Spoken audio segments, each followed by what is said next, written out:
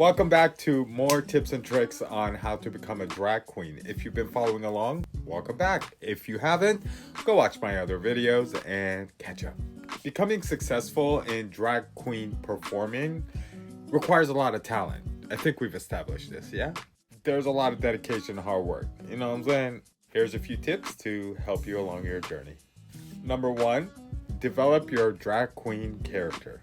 First, you want to create a unique and captivating drag persona that reflects your personality and style. Think about your character's name, appearance, and backstory. Experiment with different looks and performance style so that you can find what works best for you. Number two, hone in on the performance skills. Take time to hone in on perfecting your lip singing, your dancing, and your stage presence. You want to practice your routines regularly. Then you want to seek feedback from your other drag queens or mentors. Consider taking classes and workshops to perfect and better your techniques. That's going to get you a lot further. This now brings us to number three, start building your strong network. Here you want to start connecting with drag queens, other performers, and overall other members of the LGBT community. I highly recommend to start attending drag shows and other venues in your area. Start appearing at different events in the LGBT community.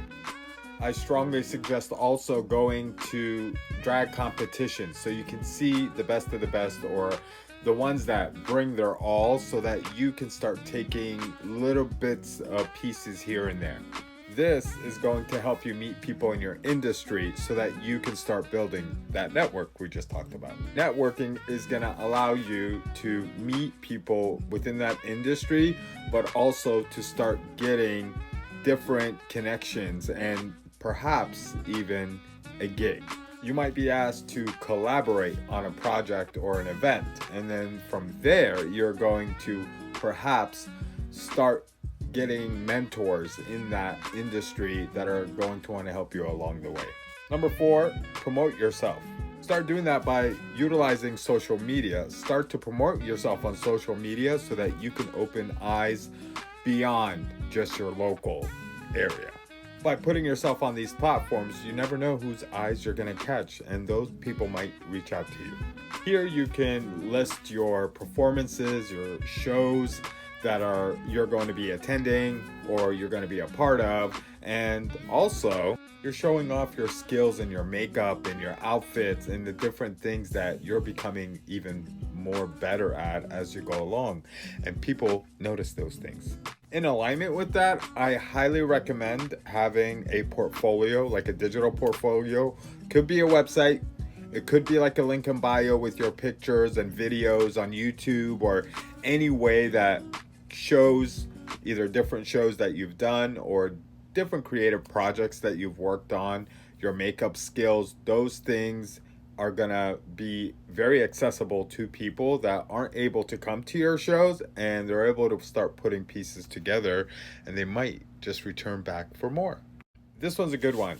Engage with your audience with behind the scene footage, because everybody loves the work put behind something, and they also like to celebrate you when you succeed. So putting in behind the scene type videos is going to allow your viewers to connect with you on many different levels, from the ones that are going to feel like they were with you throughout your whole journey, and others that are going to be able to just enjoy it when they do see you or see those type of videos, because it's very relatable. I highly recommend that. Also, this is going to create a lot of engagement where you're allowing your audience to connect with you either by commenting or maybe even showing up to your show, so you're building up your fan base.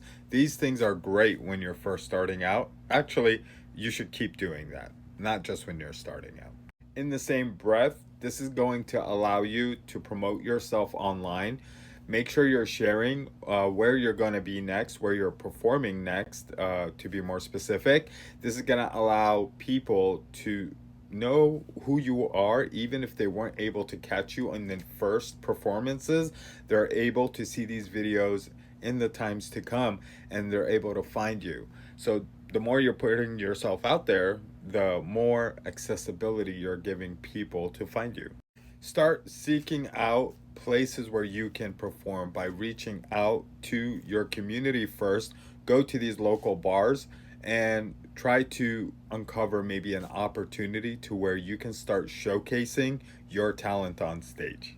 I would also highly recommend reaching out to clubs and LGBTQ affiliated organizations to maybe perform at their venues. These places might have already something that you can join, but specifically, if they don't, that could be an opportunity for you to start your own night and maybe even grow it to be your very first venue that you've created for yourself.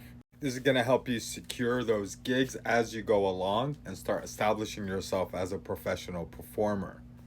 Another thing I highly recommend is to join drag competition events. If you are in one of these competitions and win, a lot of these packages include paid bookings, and this will allow you to start growing your book of business by securing those gigs. Starting to get these paid bookings under your belt, and you keep adding on to that as you go along.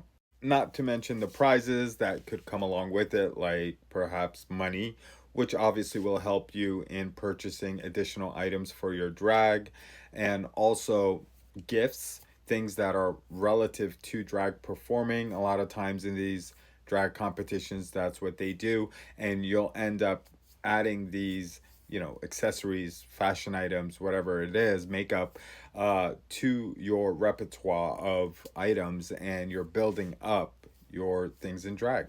My last step is to stay true to yourself.